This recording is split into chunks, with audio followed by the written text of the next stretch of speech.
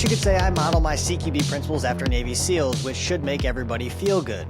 But if you think we're going to make it through this entire video without grown men finding something to complain about, I highly doubt it. I appreciate everyone's interaction with my content to help me grow this channel, and if you're not subscribed yet, you probably should be. I was directed to this CQB video during one of my YouTube lives by a subscriber. We watched this video together, and that was the first time I had ever seen it. After watching the video without knowing anything about the individuals, I said, "That was good. I might use that for something. That is the best video CQB movements that I've seen." You can also make a determination of what makes sense and what doesn't based off of the information and what you see instead of people's resumes, but you have my support either way. I wasn't expecting to see the level of expertise that you will also see because the name of the channel or company is Vanilla Gorilla Security.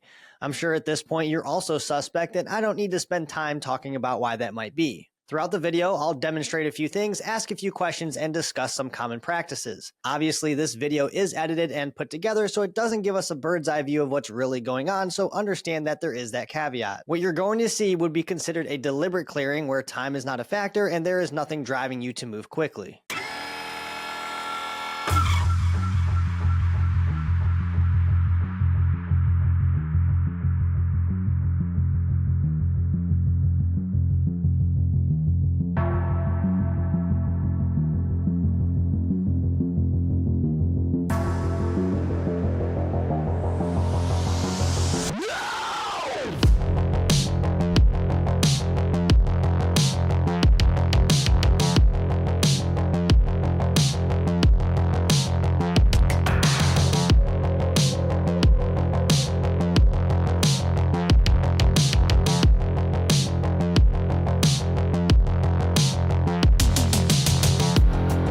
I don't know exactly what they're looking at here, but this is a good opportunity to talk about chasing angles.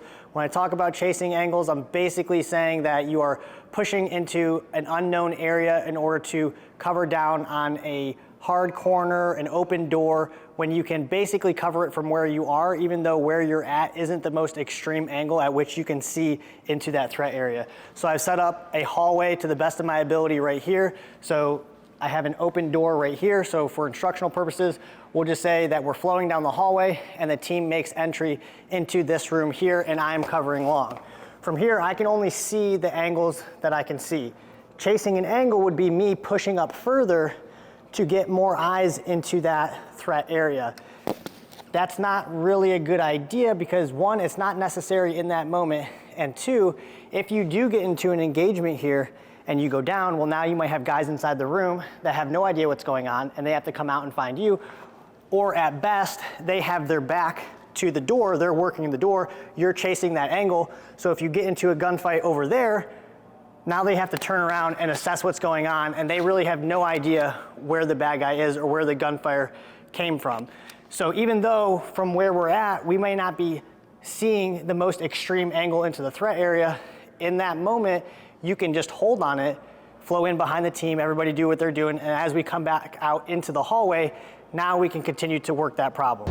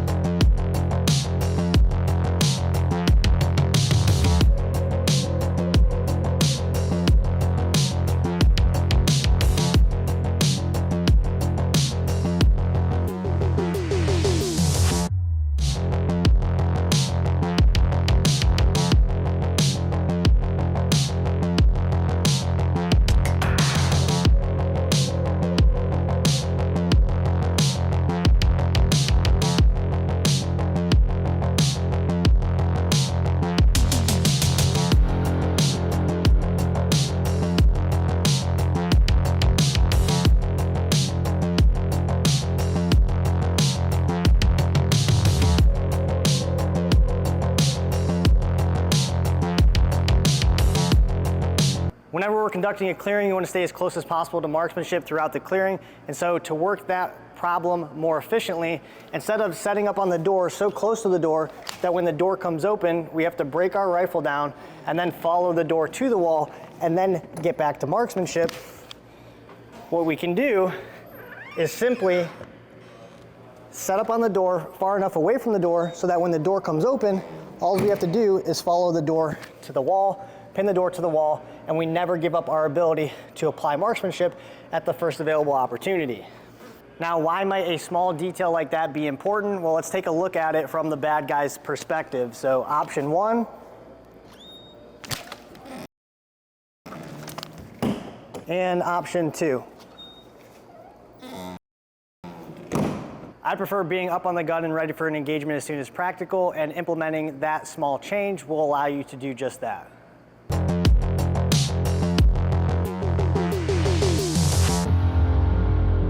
One of the things you see them doing is panning all the way across the door before going in, and the reason that they're doing that is because they want to see as much of inside the room from the outside before going in. The question I have is, once they do that first initial pan throughout the video, sometimes they are doing another pan back the other direction and actually stepping in front of one of their own guys that's covering inside the room. That I don't really understand, because from the outside set up crisscross on the doorway, we're actually seeing as much of the room as we possibly could. And when we actually move ourselves back across the doorway in front of our other guy who's covering inside of the room, well, we've kind of lost that angle that we were actually viewing while we were set up crisscross. And if we do have a guy covering long, we are exposing his back in the moment in which we're doing the pan to that hard corner.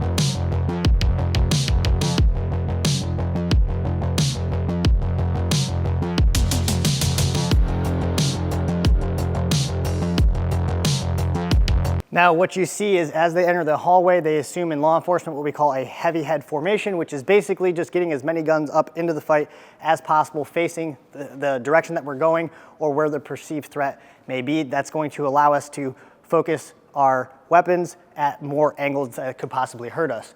So what you see is when they come out and they see the next threat, which happens to be on the left or the right side, in this case, I'm demonstrating it on the left side, the guy on the outside is going to start focusing his attention and his muzzle into the threat area because he has the greatest angle to be able to do that and to address it. The guy who is on the inside of the wall, he doesn't have an angle basically at all. So as they're moving forward, the guy on the outside is covering inside of the nearest threat, and the guy on the inside is covering long down the hallway. Now, this doesn't have to be a barrel wave to release. All it has to be is, as you see here, simply coming off of that threat, and that indicates the guy on the inside now that is his responsibility.